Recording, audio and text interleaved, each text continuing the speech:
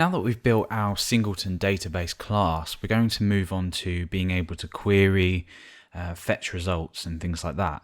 So now we know that we've established a connection, we can go ahead and just create a generic query method. And basically what this is going to allow us to do is either publicly query it. So from our index.php, we could do something like query and then enter a query in here, say select username from users. So we can either do this or we can call it from within inside of our class from other methods.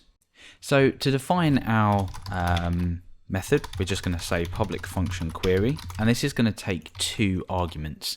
The first one is going to be the query string. The second is going to be an array of parameters that we might want to include as sort of binded values in PDO. Now what this allows us to do is firstly prepare the SQL, so prepare the string that we pass through. Instead of saying things like select username from users where username equals Alex, for example. Oh no, sorry, that will be, let's just put some double quotes here. So instead of doing something like that, what we can do is we can say question mark, and then we can create an array here and basically just say we can say Alex. So what this will do is it will replace each one of these items in the array. So Billy, for example, and then we could say or username equals like this. So this would basically translate to Alex here and Billy here. So this is the kind of thing we want to do because we want to provide the ability to, give more security to these queries. We'll be whether we want to do a raw query like this or whether we're including the functionality inside of our class, then we want this functionality. So params is going to be an empty array, which we can use to check if whether anything's actually been defined. So the first thing to do here is reset the error back to false, because remember we can perform multiple queries one after another, and it's likely that we're going to want to do that. For example, we might want to get a list of queries and then on the same page retrieve a query just for a specific user. So we want to always reset the error back to false so that we know we're not returning an error for a previous query. So the next thing to do is basically just check if the query has been prepared properly. So we're sort of now saying to PDO, prepare this query. If this query does, is sort of prepared successfully, then we're going to bind our parameters if they exist. Otherwise, we're just going to go ahead and execute the query, return the results as an object, and then update the row count in our query in our class up here. So the count of results, and then set the results. So in here we say if this underscore query. Well, now what we're doing is we're performing an assignment to a variable and also checking this within an if statement anyway. So this PDO prepare SQL. So if that's successful, I'm just going to echo out success. So let's go ahead and just take a look at this. Let's refresh. It says success. Let's actually get rid of the connected message that we included in the last part, and let's go ahead and just refresh. So we've got a success here. Now what happens if we change the code to something completely different? So for example, the users table doesn't exist with a Z. So in this case, we still get a successful prepare because we've prepared this.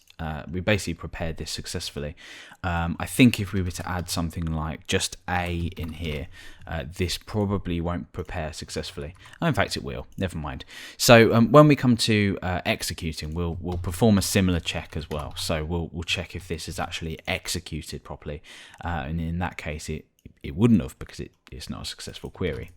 So if the prepare method is of the PDO object has gone to plan, what we then want to do is we want to check if the parameters exist. So we want to check if we actually need to bind anything.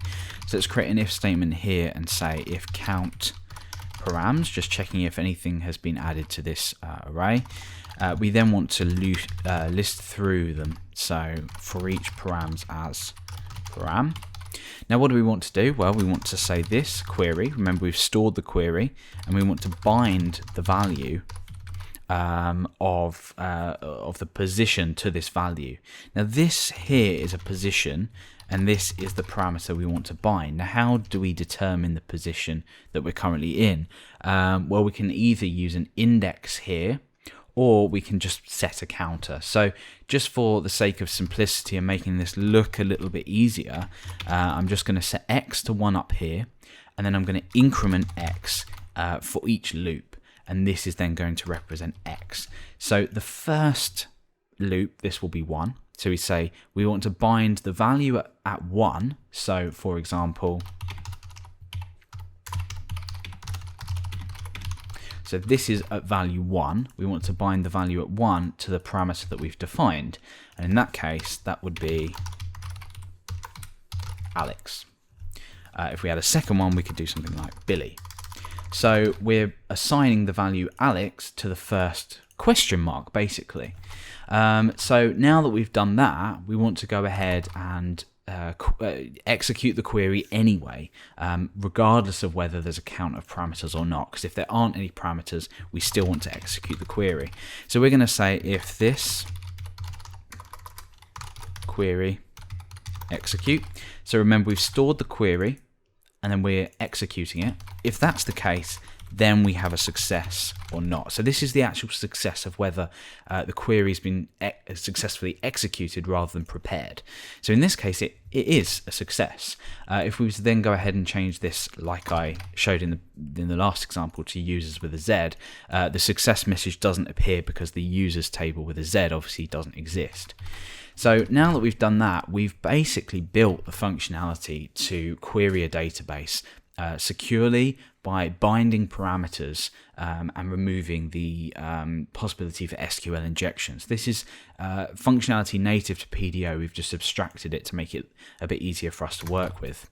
So in this case, if the query has executed successfully, what do we want to do? Well, we want to store the result set. So we just say this results equals this query. Remember, we've stored the query here. Fetch all, so that's a method of PDO, and we want to define or say that we want to fetch the object of results. And this is important because we're working with object-oriented programming. It doesn't make sense to return an array. We want to work with an object. So we want the values in the columns of our table to represent as an object. We also want to update the count of results that we get back, and that's basically just as simple as saying this query row count. That's a method on PDO as well. So otherwise, we want to go ahead and set the fact that there's been an error. So this error equals true. Now we've not actually got a way to define whether this query has successfully executed or not. So we're going to go ahead and create a public function called error. And all we're going to basically do here is just return this error. So that will by default return false. If there has been an error though, this method will return true. So what we can now do is start to get into a bit more useful functionality and say user equals, and then we want to say if user error echo no user, otherwise echo okay.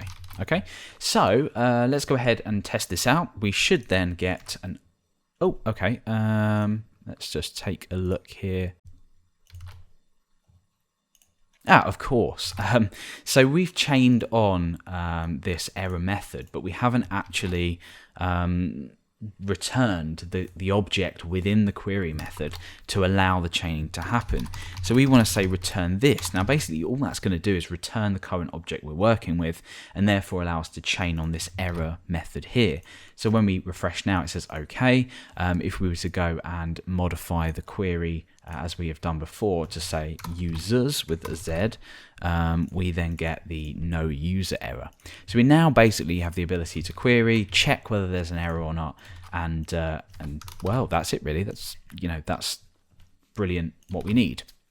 So what we're now going to do is start to look at how we can define, this is sort of not strictly required, but it makes it a lot easier to delete things quicker, get things quicker, and all that sort of stuff. So we're going to create a method called action, and this is going to allow us to perform a specific action. So it will be something like select or delete, and we're going to define a table, and then we're going to define a specific field with a specific value. So this can be, does it equal, is it greater than? So what we can then do is start to change this functionality, and we could say something like the database we want to get, and we've already looked at this already. We've already looked at how this might work.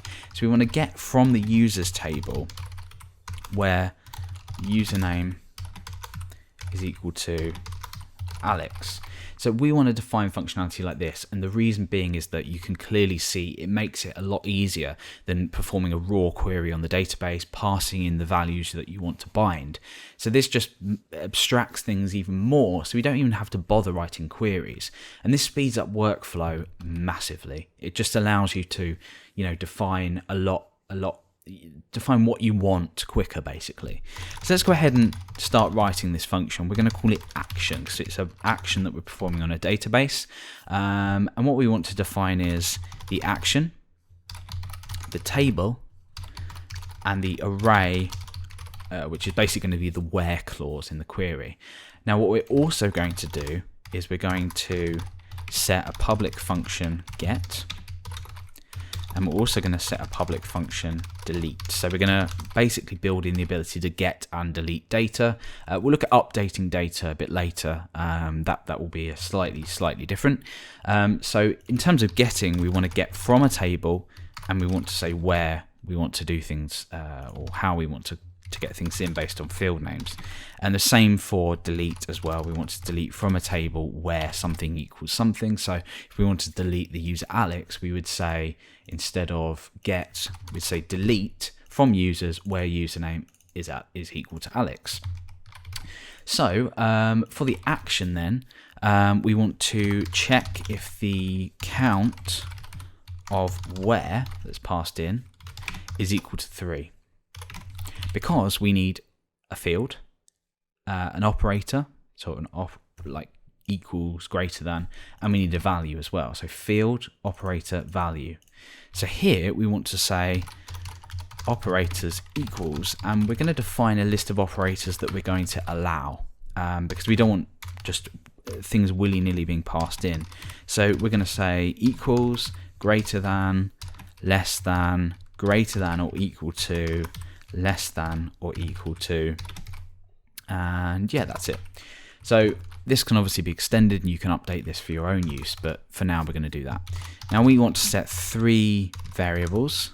I'm just going to put them to an empty string for now so we can duplicate these down.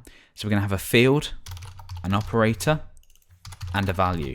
All we need to do now is just extract this data from our where array. We know that it equals 3, so we know that we've got 3 different elements to this array. So we're going to say where 0, where 1, and where 2, and that's it. So we now know the field, the operator, and the value. Now we want to check whether the operator is inside of the array that we've defined up here, this operators array. So we're just going to use the inArray function that PHP gives to us kindly, and we want to say if the operator is inside the operators array. If it is, then we can go ahead and construct our query, and then we can make use of the query method that we've already built. So let's go ahead and do that. So SQL equals, and we're going to create a string. So we want to basically, let's just build this up as we would perhaps normally. So we're going to say select field. Oh no, sorry, select from. So it'll probably be something like select star from users where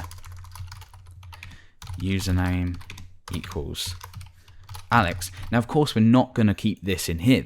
It would be pointless because we'd only ever be able to select like this. This, however, is going to be the actual operator, the action that we've defined here. So this action here will just say action from, we already know that we have defined a field where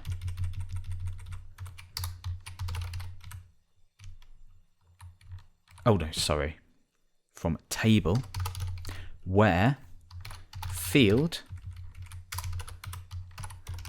operator and then value.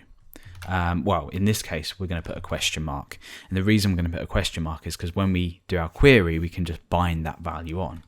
So hopefully that makes sense. Let's just see how this might work. If action is select star, table is users, and where has 3 elements, username equals Alex, then we'll say select star from users where username equals question mark. What we then want to do is use our query to perform a query, a query method to perform a query, sorry. So we want to say if SQL, and then we want to bind on the value. So the value here will be bound to this, the query will be run here, and this question mark will be replaced with the value that we pass in here.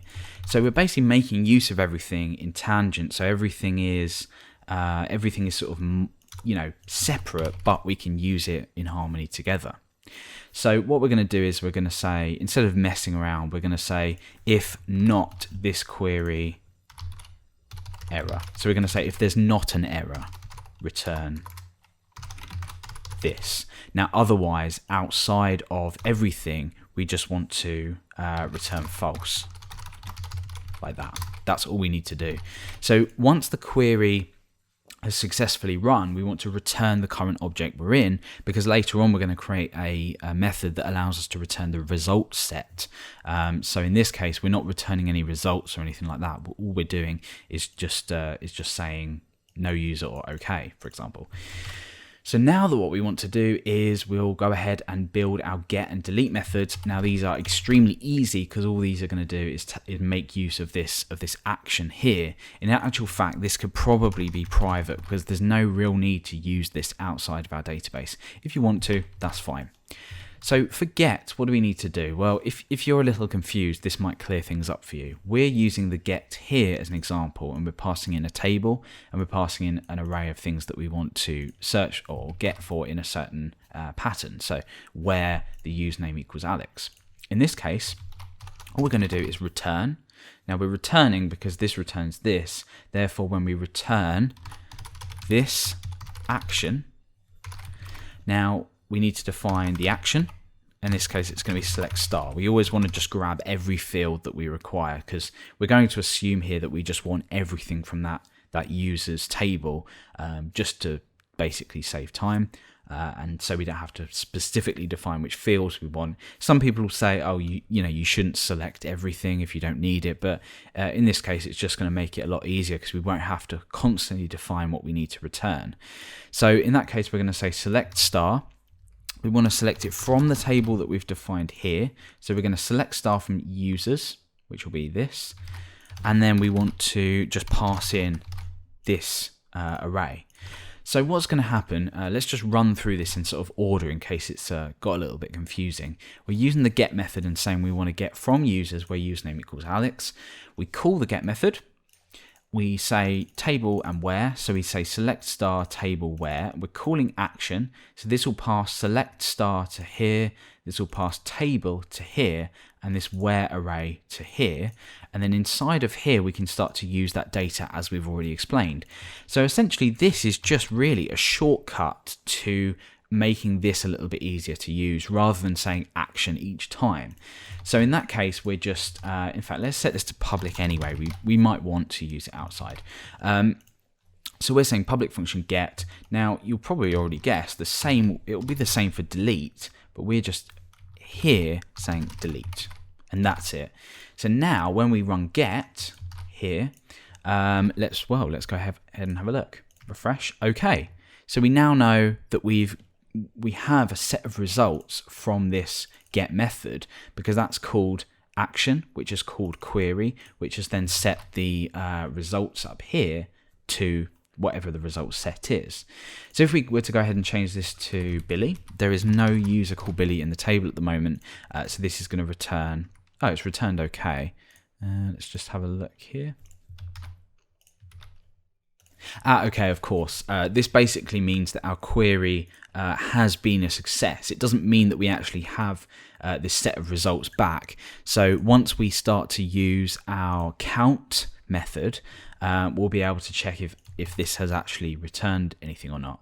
So let's go ahead and just build our count method very quickly. This is extremely easy. So public function count. Now in this case, this is just going to be, we're going to use this here instead. So count, we'll just say if no count, and all this is going to do is, it's very, very similar to error, is return this count, and that's it. So now when we refresh, we get no user because we're looking for a user called Billy that doesn't exist in our database. But if we were to say Alex, then we will get an OK message. Oh, sorry, we haven't even created anything in Alex. So let's go ahead and quickly do that now. We'll just put some sort of dummy value in. This is a plain text password, but eventually it will of course be a hash password, and we won't include a salt yet, but we'll be generating all that at some point later on. Very exciting. So we'll just say I joined today, and I'm group 1, for example. So now we get the OK message back, whereas let's flip that back over to it being Billy, and that should return us with no user. So we now have the ability to quickly get things for our database. We could also, of course, pass in dates here. So we could say joined is greater than a certain date. The flexibility of this now is brilliant because we have the ability to get things where we need them and everything like that. It just makes things a hell of a lot easier to work with. So that's it for grabbing data from our database. We've incorporated these 2 methods. We could add more if we wanted to. We're of course only going to be including the functionality that we need in our actual login and register application. But by doing this and keeping things in very small, relatively small methods, we can actually make use of things, make shortcuts to things, and it makes actually developing like this a lot nicer.